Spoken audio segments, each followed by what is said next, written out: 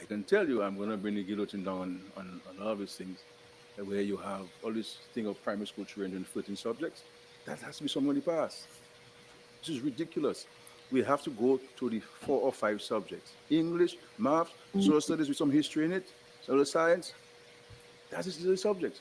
Music, dance, flute, guitar, art, sports. These are extracurricular activities where children have to be able to work together, play together, do things together. We're not building a culture of collaboration. We're not building a culture of cooperation. We're not building students with analytical skills and critical thinking and comprehension skills. And in an era of information, AI, a child doesn't have to remember anything because you can go on your phone and get everything. You know what I'm saying?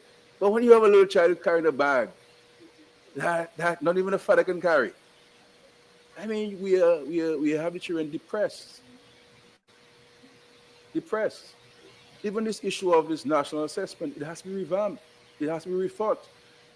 You understand? Because if every child has a space, why should when a child get to grade 5, the only thing we're teaching them is about common entrance, national assessment, and we forget that there are other things in the world to deal with.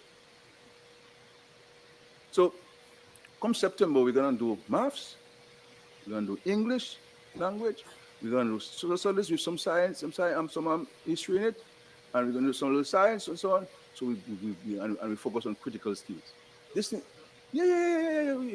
This thing, we're gonna have because you see, you see, and then we have to let children go and do agriculture in school. Let children do carpentry at school, primary school. Let them learn. Let them do art. Let them do architectural drawing. Let us see who are the people who are inclined towards that ability, because the Bible tells you everyone has talent, and in psychology you have 7 different type of learners. So everybody is a linguistic learner, or everybody is a spatial learner. People have different learning skills. And how do we capture that person's natural talent? How do we capture what type of learner that person is? It cannot be done by examination, and it can't be done by only written examination, because a child may not be able to write an answer, but a child can explain himself. And how do we capture the child?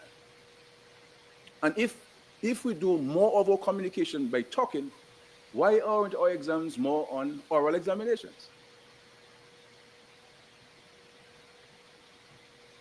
When I taught at high school and colleges, no child could get a unless you participated in the class, because 25% of your final grade was for class participation. And all kinds. You have to answer questions, you have impromptu speeches, you listen to news, you come and you talk about these things.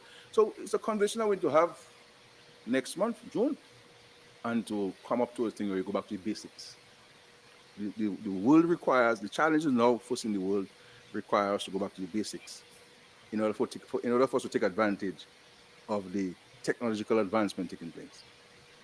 But these exams and all this 14 subject and 12 subject, because physical education.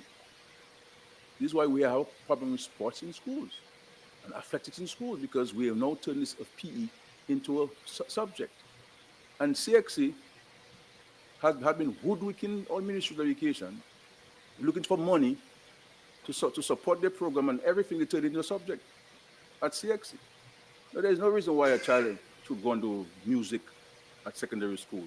You'll end up being you'll end up being a musician at some point. But if you force the child to focus on exams, the child will focus on natural talent, because people have aversions to certain strictures.